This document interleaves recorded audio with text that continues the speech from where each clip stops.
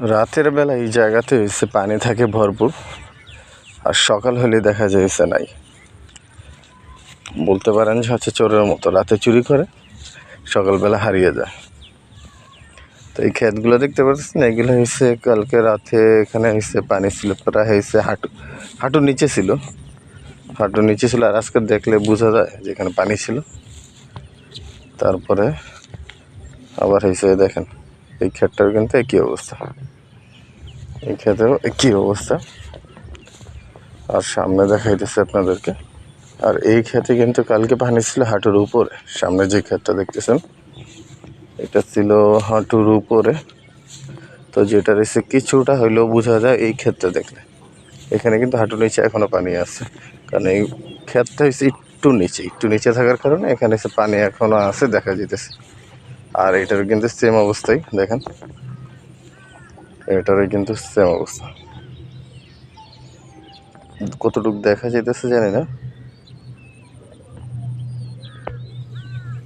এটা হচ্ছে সেম অবস্থা। তো এই দিক দিয়ে যদি দেখা হয় তো এখানে এসে দেখা যেতে সামনে এসে খাল, ওইদিকে গাছগুলো দেখা যেতেছে, এখানে এসে খাল আছে। তো এই খালটা হয়েছে এদিক দিয়ে ঘুইরা এইভাবে করে আসছে, আসার কারণে তো এদিক দিয়ে মানুষ হচ্ছে মোটামুটি হচ্ছে জাল পাতে মাছ ধরার জন্য। তো খাল দিয়ে যে পরিমাণে মাছ আছে তো ওই জাল্লরাই ধরে ফেলে। আসলে জাল্লো কারা, জাল্লা আমাদের মতো লোকই কিছু আছে, তারাই ধরে ফেলে আর কি। গ্রামগঞ্জে প্রান্তিক যে মানুষগুলো তাদের আসলে জীবন এইভাবেই পার করতে হয়, কারণ তারা এইভাবেই চলে।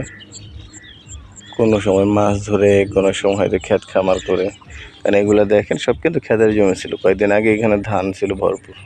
তো ধান কাটার পর এখন এই সেই অবস্থা।